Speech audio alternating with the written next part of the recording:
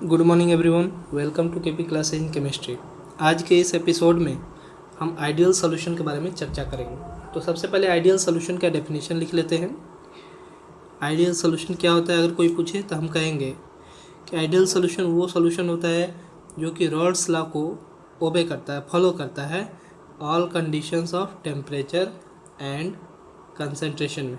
ठीक है ना, हम यहाँ पर लिख देंगे obeys RAOULTS Rolls law, obey Rolls law under all conditions of temperature and concentration।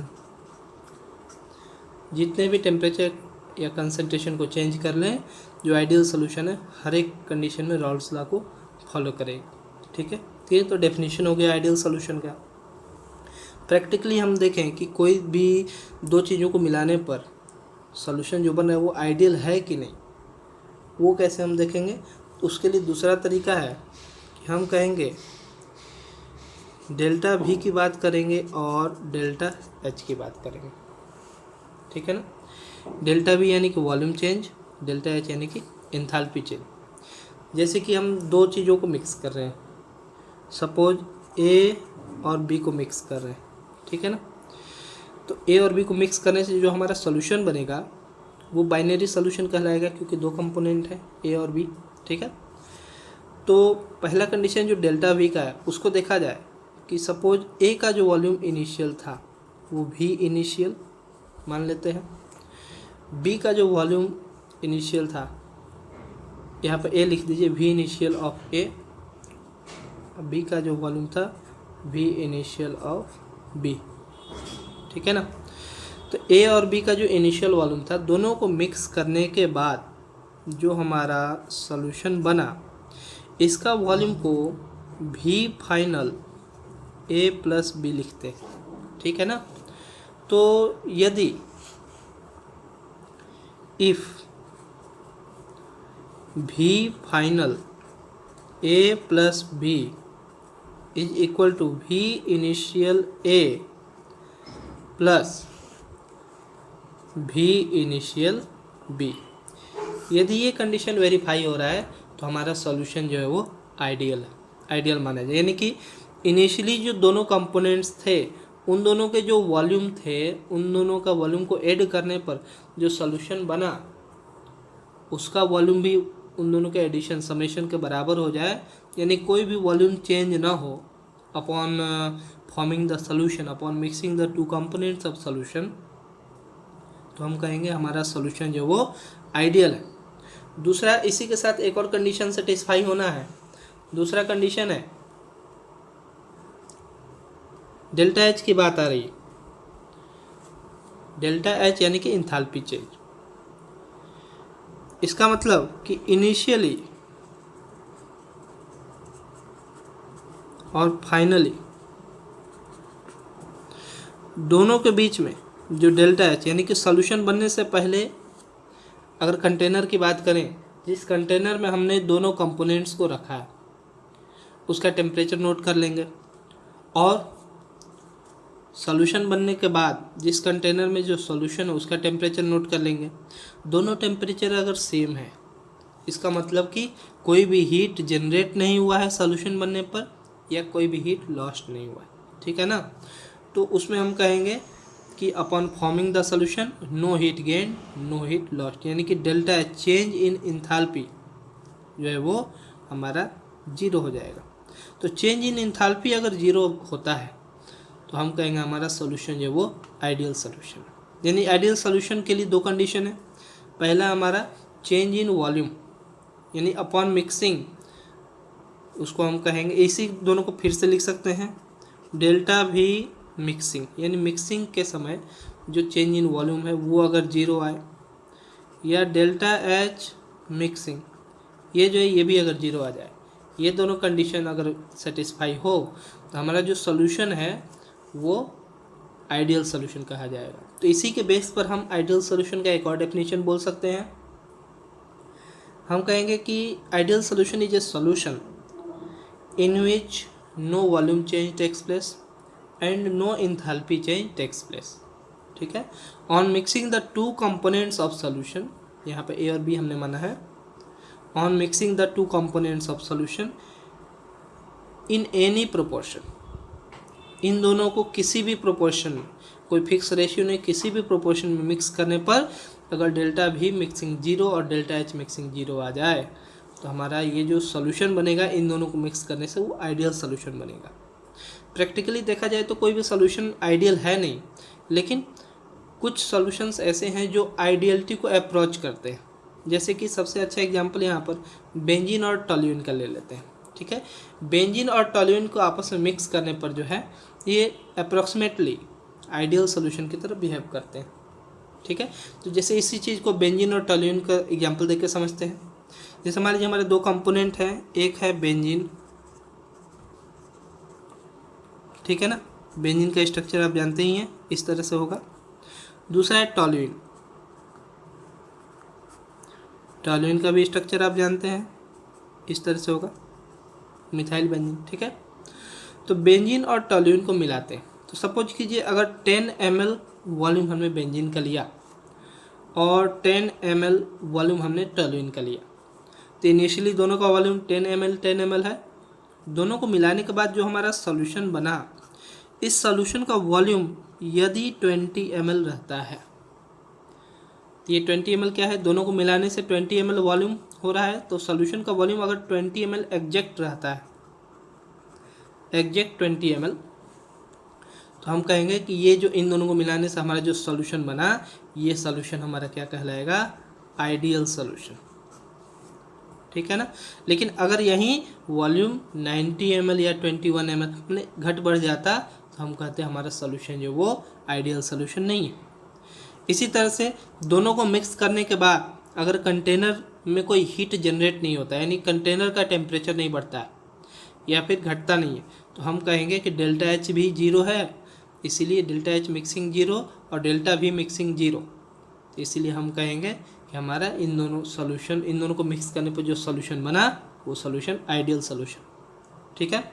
Molecular level की बात करें तो मॉलिक्यूलर लेवल पर भी आइडियल सॉल्यूशन को डिफाइन किया जा सकता है। ठीक है ना। जैसे कि हम एक एग्जांपल लेते हैं इसी चीज़ को समझने के लिए। एट मॉलिक्यूलर लेवल, सपोज हम सॉल्यूशन बना रहे हैं ए और बी, टू कंपोनेंट सॉल्यूशन बनाने जा रहे हैं। तो अब आइडियल सॉल्यूशन किसको कहते हैं, यहाँ पर इस चीज़ को समझना है। आइडियल सॉल्यूशन वो सॉल्यूशन होगा, डेफिनेशन जो कहता है वो ये कहता है कि ए और बी को मिलाने से जो सॉल्यूशन बनेगा वो आइडियल तभी कहा जाएगा जब ए और बी के बीच में जो फोर्स ऑफ अट्रैक्शन है वो जो है एग्जैक्टली किसके बराबर हो, ए और ए के बीच में फोर्स ऑफ अट्रैक्शन उसके बराबर और बी के बीच में फोर्स ऑफ अट्रैक्शन उसके बराबर। कहने का मतलब कि ए और बी को मिलाने से आइडियल सॉल्यूशन अगर बनता है तो इंडिविजुअली मिलाने से पहले ए और ए के बीच में जो फोर्स ऑफ अट्रैक्शन था और बी के बीच में फोर्स ऑफ अट्रैक्शन था वो दोनों एक दूसरे के सेम था, और वहीं फोर्स ऑफ अट्रैक्शन वो दोनों भी ए और बी के बीच में जो फोर्स ऑफ अट्रैक्शन है उसके बराबर था, यानी तीनों के बीच में जो फोर्स ऑफ अट्रैक्शन है वो सेम मैग्नीट्यूड का है, इसीलिए वो सॉल्यूशन आइडियल कहा जाएगा।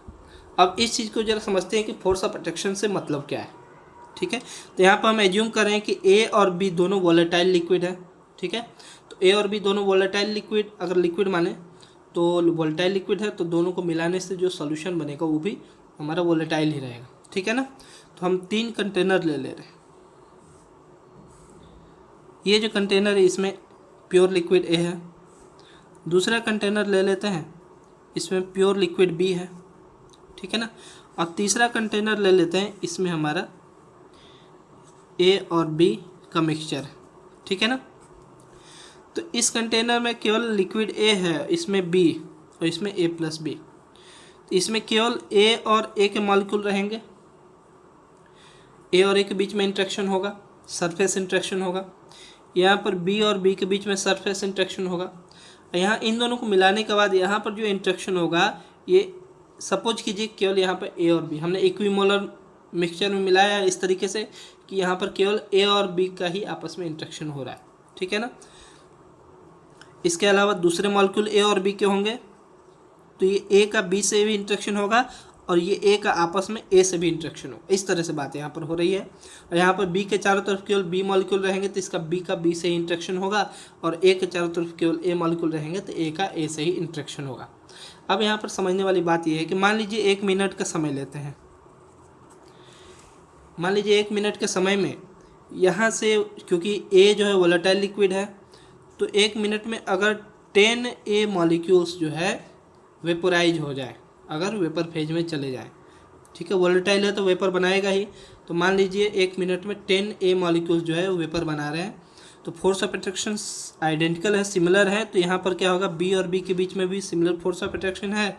तो उसी 1 मिनट में यहाँ पर 10 बी के मॉलिक्यूल जो है ये वेपर में पहुँचेंगे, ठीक है ना।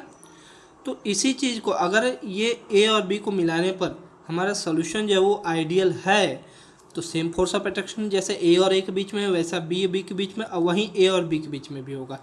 तो यहाँ पर भी 1 मिनट का समय लेते हैं, तो 1 मिनट के समय के अंदर यहाँ पर भी 10 मॉलिक्यूल्स होंगे, लेकिन ये जो 10 मॉलिक्यूल्स होंगे ए एंड बी, ए और बी का मिक्सचर होंगे।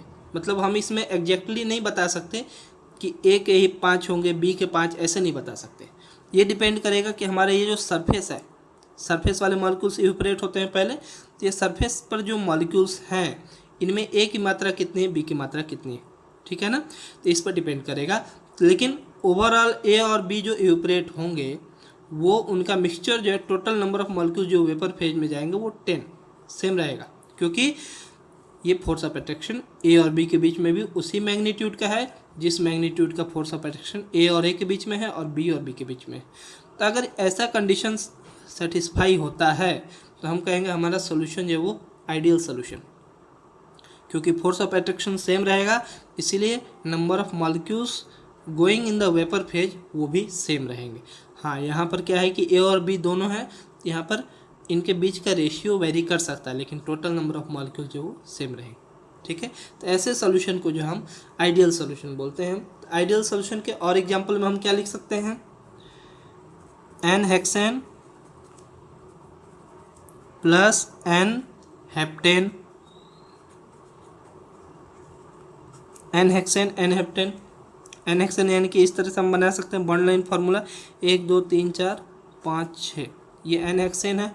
एन हेप्टेन बनाना हो तो इसी में एक और मॉलिक्यूल 1 2 3 4 5 6 7, ये हो गया एन हेप्टेन, ठीक है ना। इस तरह से इथाइल ब्रोमाइड और ethyl chloride, ethyl bromide plus ethyl chloride, ethyl bromide यानी कि C2H5 Br, इथाइल क्लोराइड यानी कि C2H5Cl, ठीक है। इसी तरह से क्लोरोबेंजीन और ब्रोमोबेंजीन, क्लोरोबेंजीन और ब्रोमोबेंजीन, क्लोरोबेंजीन यानी कि स्ट्रक्चर क्या हो जाएगा इस तरीके से Cl, और ब्रोमोबेंजीन में क्या हो जाएगा इस तरीके से यहाँ पर Br हो जाएगा। तो ये कुछ सिंपल एग्जांपल्स थे हमारे ऐसे सॉल्यूशंस के जो आइडियल एग्जैक्टली तो नहीं है, लेकिन आइडियलिटी को अप्रोच करते हैं, आइडियल के जैसा लगभग बिहेव करते हैं, ठीक है ना। तो ये आज हमने देखा आइडियल सॉल्यूशन किसे कहते हैं। तो मेन है हमारा रॉल्स लॉ को फॉलो करना चाहिए किसी भी टेम्परेचर किसी भी कंसंट्रेशन, ठीक है ना। और ये कुछ एग्जांपल्स हो गए। Thank you.